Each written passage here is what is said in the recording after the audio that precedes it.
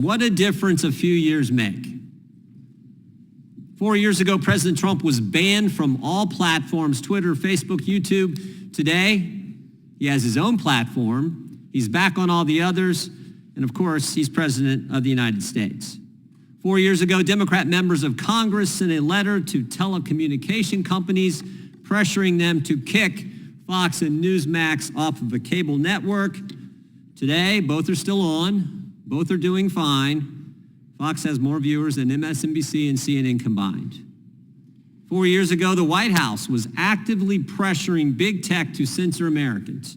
You don't have to take my word for it. Mark Zuckerberg wrote the committee a letter, told us it was going on. He said, the Biden administration pressured us to censor. We did it. We're sorry. We ain't going to do it anymore.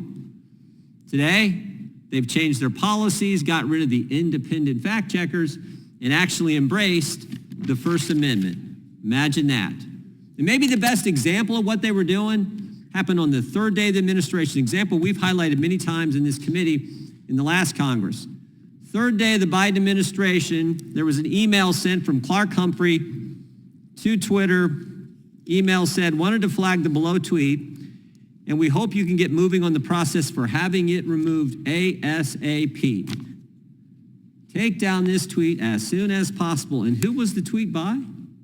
Who did the tweet? The guy who's going to be named Secretary of Health and Human Services here sometime this week, Robert F. Kennedy, who just happened to be the guy who was going to run against the very people trying to take down the tweet. What did the tweet say? Hank Aaron's tragic death is part of a wave of suspicious death among elderly closely following administration of the vaccine. He received the vaccine on January 5th to inspire other Black Americans to get the vaccine. There is not one thing in that two-sentence tweet that's not true. Absolutely true. But the Biden administration was pressured to take it down.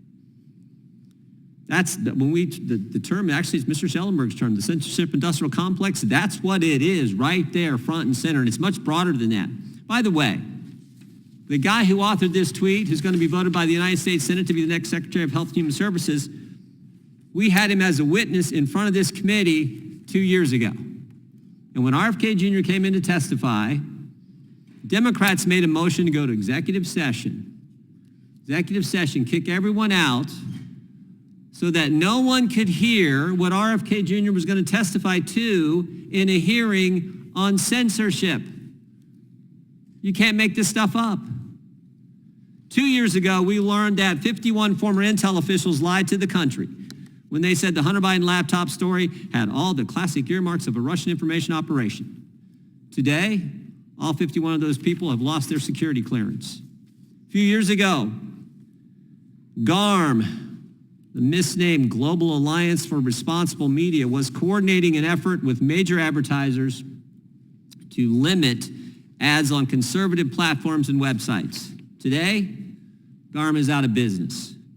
Climate Action 100 a few years ago coordinated an effort of financial institutions to pressure companies to reduce oil and gas emissions and production. Today, Climate Action 100 out of business. A few years ago, the Stanford Internet Observatory was working. Today, they're out of business. INSAM was doing the same thing a few years ago. Today, they've stopped operation. What a difference a few years can make. And so much of this change started in October of 2022 when Elon Musk purchased Twitter. I think he said something like, I didn't spend $44 billion to buy Twitter. I spent $44 billion to save the First Amendment. And of course, that effort began with the Twitter files. And two of the Twitter files authors are with us today as witnesses. Matt Taibbi wrote the very first Twitter file, and I think 11 or 12 others over the time that all that information was coming out. Mr. Schellenberger was also an author, and as I said earlier, he's the guy who coined the term the censorship-industrial complex. Big government working with big universities, working with other government agencies, the White House working in all this, pressuring big tech to censor Americans' speech. Both Democrats, both award-winning journalists, both Democrats at the time when they testified last Congress, both award-winning journalists, both testified multiple times in front of this committee last Congress. And what was their reward for coming forward and defending the First Amendment? They were attacked. They were referred to in this committee as so-called journalists, even though they won all kinds of awards and are best-selling authors. They were asked to disclose their sources in a hearing by Democrats in front of this committee. And they were named personally in a letter by the FTC chair, Lena Khan, when Ms. Khan asked Elon Musk, who were the journalists you were talking to? And of course, maybe most importantly, we all remember that at the very moment Mr. Taibbi was testifying in front of this committee, the IRS was knocking on his door. Just one big coincidence. Very time he's talking to this committee, testifying in front of this committee, the IRS was knocking on his door. Ms. Subramanya was targeted for covering the trucker blockade in Canada. She also testified last year in front of this committee, and she warned us. She was ahead of her time. She warned us about what was coming in Europe and around the world with the censorship efforts we're seeing in other Western nations. One of the things she said when she testified almost 2 years ago, she said, what is under threat is a core value of Western civilization. Never forget that. Powerful statement, and that's what's at stake here. So I appreciate the work you've all done, what we've been able to uncover.